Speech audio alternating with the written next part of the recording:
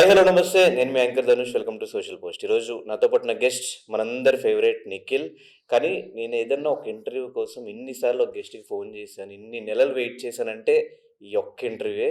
At last ఇది జరుగుతుంది. So, I'm really happy. ఇంక లేట్ చేయకుండా ఇంటర్వ్యూ స్టార్ట్ చేద్దాం.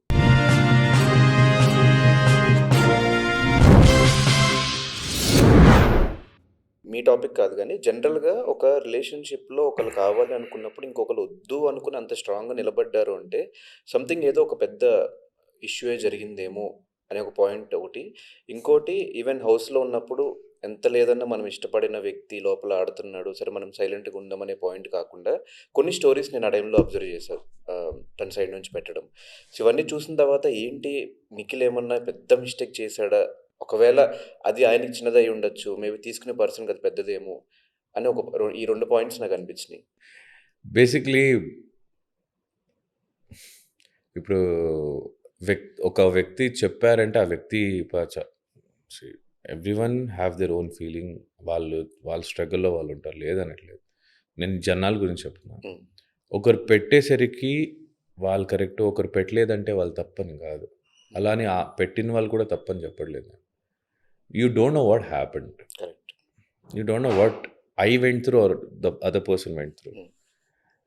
నాకు మాట రాదని కాదు, చెప్పడానికి ఇష్టం లేదని అంతే. Because I don't want to talk publicly and tell something because I know what to talk in publicly and what not to talk in publicly. ఈరోజు నాతో ఉన్న వాళ్ళ గురించి కానీ, ఈరోజు నాతో లేని వాళ్ళ గురించి కానీ నేను బ్యాడ్గా మాట్లాడాలని నాకు లేదు. నేను ఎప్పుడు మాట్లాడలేదు, ఎప్పుడు మాట్లాడను కూడా. సో హ్మ్. అంతే. ఆ టాపిక్ గురించి నేను మాట్లాడాలనుకోవట్లేదు. ఓకే.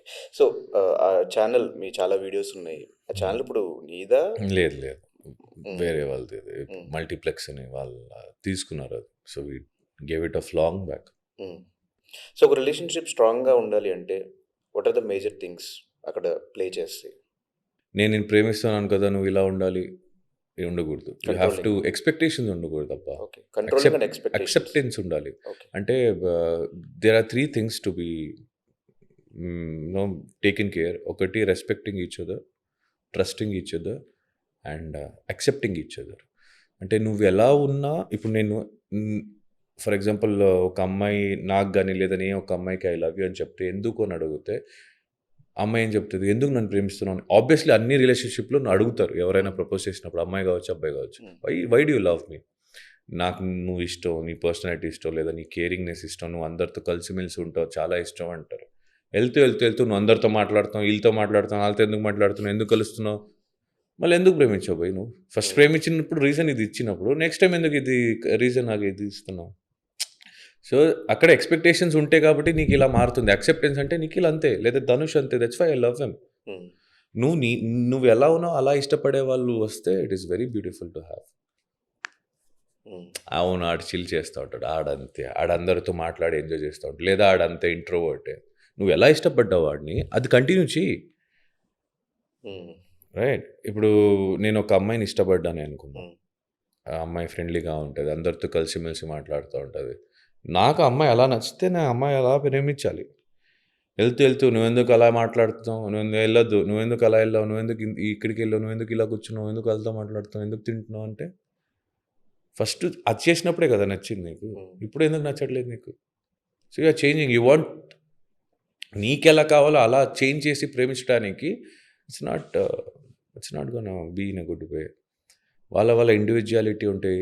మా సొంత ఇంట్లోనే నలుగురు సేమ్‌గా ఉండరు. నాలాగా నా తమ్ముడు ఉండడు. తమ్ముడిలాగా నేను బిహేవ్ చేయలేను. మా సొంత రక్తం మా అమ్మ, నాన్న వాళ్ళే మాలాగా ఉండరు. మేమే వాళ్ళలాగా ఉండం. ఇంకా నువ్వు ఎవరో ప్రేమించి కష్టపడి పెంచిన ఒక కూతురుని ప్రేమించినప్పుడు how do you expect her to be the way you want? Or he or she both anyone. Hmm. So ఈ 3 trust, respecting each other especially in front of others. నువ్వు రూమ్‌లో ఎంతైనా గొడవ పడు. మూడో వ్యక్తి ముందు, అది ఫ్యామిలీ కావచ్చు లేదా బయట వాళ్ళు కావచ్చు, హ్మ్. మూడో వ్యక్తి ముందు చూసుకొని మాట్లాడాలి. ఎందుకంటే ఒక్కసారి నువ్వు ఎలా మాట్లాడుతావో దాన్ని బట్టి జనాలు నిన్ను జడ్జ్ చేస్తారు. హ్మ్. సో అదొకటి చూసుకోవాలి. Respecting each other, trusting each other and acceptance instead of expecting things from. అంటే నేను ఒక అమ్మాయిని ప్రేమిస్తే నాకిప్పుడు ఒక అమ్మాయికి సర్ప్రైజ్ ఇవ్వాలి. నేను ఇచ్చా. బికాజ్ నాకు అనిపించింది. అమ్మాయి నన్ను అడగలేదు కదా! సో, నెక్స్ట్ టైమ్ అమ్మాయి నా చేస్తదని ఎక్స్‌పెక్ట్ చేయకూడదు. అరే! నేను లాస్ట్ టైమ్ చేశా. నువ్వు ఈసారి చేస్తావు అనుకున్నావు. నాకు చాలా హర్ట్ అయింది. నువ్వు చేయలేదు. Don't do thought. హ్మ్.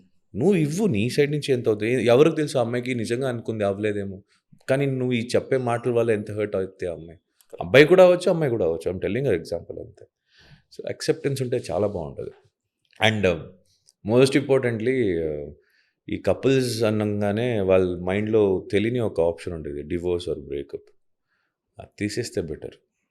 బికాజ్ వేరే ఏ రిలేషన్‌షిప్‌లో బ్రేకప్, డివోర్స్ లేదు. ఇదొక్కటి తప్ప. బ్రదర్స్‌లో లేదు, ఫ్రెండ్స్‌లో లేదు, సిస్టర్స్‌లో లేదు, అమ్మా నాన్నతో లేదు, ఎవ్వరితో లేదు. ఒక హస్బెండ్ అండ్ వైఫ్ తప్ప. వాళ్ళు పుట్టే పిల్లలతో కూడా లేదు కదా! ఆ ఆప్షన్ తల నుంచి తీసేస్తే I think you can have a nice life together. చాలా సింపుల్ అయిపోయినాయి కదా! ఇప్పుడు పెళ్ళైనా డివోర్స్, నెక్స్ట్ ఇంకో పెళ్లి. లవ్ అయినా బ్రేకప్, ఇంకో లవ్. సో, ఆఫ్టర్ నీ బ్రేకప్ తర్వాత మళ్ళీ ఇంకో రిలేషన్‌షిప్‌కి వెళ్దాము అనిపించలేదా? లేకపోతే ప్రీవియస్ జరిగిన సీ ఐమ్ డిస్టర్బెన్సెస్ వల్ల వద్దనుకున్నావా? అలా ఏం లేదు. ఇప్పుడు సిట్యుయేషన్స్ ఆర్ డిఫరెంట్ కదా ధను. అంటే మనం ఎప్పుడు ఇలాగే జరిగిద్ది అని జడ్జ్ చేయలేం. ప్రిడిక్ట్ చేయడానికి మనం అలా ఉంటే మనందరూ దేవుళ్ళైపోతాం. హ్మ్. రేపు ఏమవుద్దో చెప్పడానికి అది జరిగితే. We can't say anything like that. అంటే ఇట్ డిపెండ్స్. నేను దానివల్ల నేను ఇలా సింగిల్‌గా ఉన్నాను లేదు. I'm busy as you told నువ్వే చెప్పావు కదా! హ్మ్. ఫోన్ చేసినప్పుడే ఎక్కడో డబ్బింగ్‌లో ఉంటావు లేదా షూటింగ్‌లో కరెక్ట్. ఉంటావు, సస్తా ఉంటావు. I'm I'm pushing my self into career. అంటే నేను ఏదో ఒకటి చేయాలి. నేను ఒక అనుకున్నా ఇన్ మై మైండ్. ఇలా ఒకటి చేయాలి. Okay. Let's see how much struggle I have to go through అని. దాని మీద ఉన్నా అంతే తప్ప ఇంకా హ్మ్. అలాంటిదేం లేదు. హ్మ్. మళ్ళీ ఎవరు అంత అట్రాక్టివ్‌గా అనిపియలేదు.